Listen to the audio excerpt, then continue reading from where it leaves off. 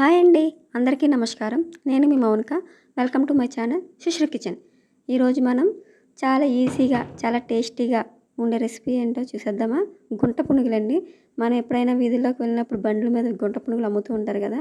అవి చాలా ఈజీగా చాలా టేస్టీగా ఇంట్లోనే చేసేసుకోవచ్చు. చిన్నపిల్లల నుంచి పెద్దవాళ్ళ దాకా చాలా ఇష్టంగా తినే ఐటమ్ ఇది. సో దీనికి కావాల్సినవి ఏమీ కాదండి, ఇడ్లీ పిండి, దోశ పిండి. దాన్ని సరిగ్గా క్వాంటిటీలో కలుపుకుంటే సరిపోతుంది. సో 2 కప్పులు మనకి క్వాంటిటీ ఏంటంటే ఒక 2 కప్పులు దోసల పిండి తీసుకుంటే 1 కప్పు ఇడ్లీ పిండి తీసుకోండి. ఆ రెండింటిని కూడా మిక్స్ చేసేసుకోవాలి. చూసారు కదా వీడియోలో చూపిస్తున్నట్టుగా. అదిగోండి, ముందే నాకు దోసల పిండి ఉంది, నేను గరిటెలతో వేశాను. కానీ అది మీరు కప్పులతో చూసుకోవాలి అంటే మా అత్తయ్య గారు ఏంటంటే అంచనా ప్రకారం వేసేస్తారు కాబట్టి ఆవిడకి తెలుస్తుంది. మీకు నేను కప్పుల ప్రకారం చెప్తున్నాను. 2 కప్స్ ఏమో దోసల పిండి తీసుకోండి, 1 కప్పు ఇడ్లీ పిండి తీసుకోండి.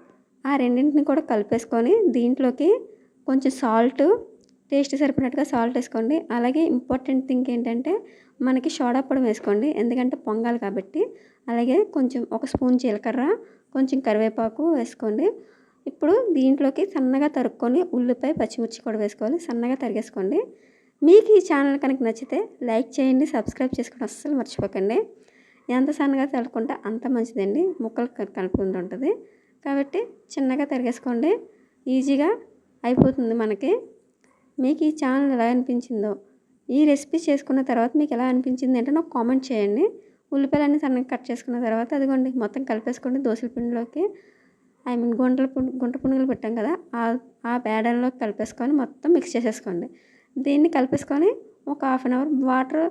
ఈ కన్సిస్టెన్సీ ఎలా ఉండాలంటే అండి, దోసల పిండికి మనం ఎలాగైతే వేసుకుంటామో సేమ్ కన్సిస్టెన్సీ అంతే పలుచగా ఉండాలండి, మరీ అంత పలుచగా కాదు. లైక్ మన దోసల పిండి ఎలా అయితే కలుపుకుంటాం ఇదిగోండి, కొంచెం చిక్కగా కదా, అలానే పలుచగా కాదు. కలిపేసుకొని ఒక హాఫ్ అన్ అవర్ వదిలేసుకొని పక్కన పెట్టేసుకోండి.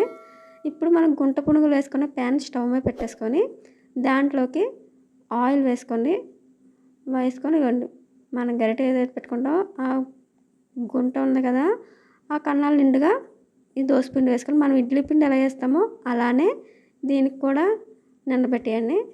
అదిగోండి మొత్తం అంతా వేసేసుకొని దీన్ని తర్వాత కవర్ చేసి మూత పెట్టేయాలి.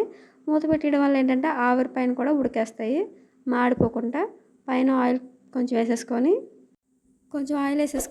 మూత పెట్టేసుకొని కవర్ చేసేయండి. అదిగోండి మూత పెట్టేసుకొని కవర్ చేసుకున్న తర్వాత 5 మినిట్స్లో అయిపోతుందండి. ఇది పెద్దగా ఏం కాదు, జస్ట్ ఒక 5 మినిట్స్లో మళ్ళీ మనం తీసేసుకొని తిరగేసుకోవడం. వాటిని 1 స్పూను లేదంటే అట్ల పుల్ల వెనకాతల దాంతో అయినా సరే మనం తిరగేసేసుకోవచ్చు. అదిగోండి ఒక స్పూన్ తోటి చూసారు కదా, టర్న్ చేసేసుకోవడం అండి. చాలా ఈజీగా టర్న్ అయిపోతాయి మొత్తం అన్నీ కూడా. అలాగే నీట్గా మొత్తం టర్న్ అప్ చేసేసుకొని మళ్ళీ ఒక 2-3 మినిట్స్ పెట్టేసుకొని మొత్తం వీటిలన్నిటిని పెట్టేసుకోవడం అండి. ఈ ఛానల్ మీకు నచ్చితే లైక్ చేయండి, మీ ఫ్రెండ్స్కి రిలేటివ్స్కి షేర్ చేయడం మర్చిపోకండి. చూసారు కదా మొత్తం మనకంతా కూడా అయిపోతుంది. అదిగోండి, కానీ చాలా జాగ్రత్తగా చేసుకోవాలండి, మళ్ళీ కన్నాలు పడిపోయినా ఏదైనా కొంచెం టేస్ట్ మారుతుంది. అందుకని కొంచెం జాగ్రత్తగా చేసుకుంటే ఇవి అలా షేప్ అలానే ఉంటుంది. అంతేనండి, చాలా ఈజీగా చేసేసుకోవచ్చు. మన గుంట పునుగులు ఎంతో కష్టం అనుకుంటాం కదండి, చాలా చాలా ఈజీగా చేసేసుకోవడమే.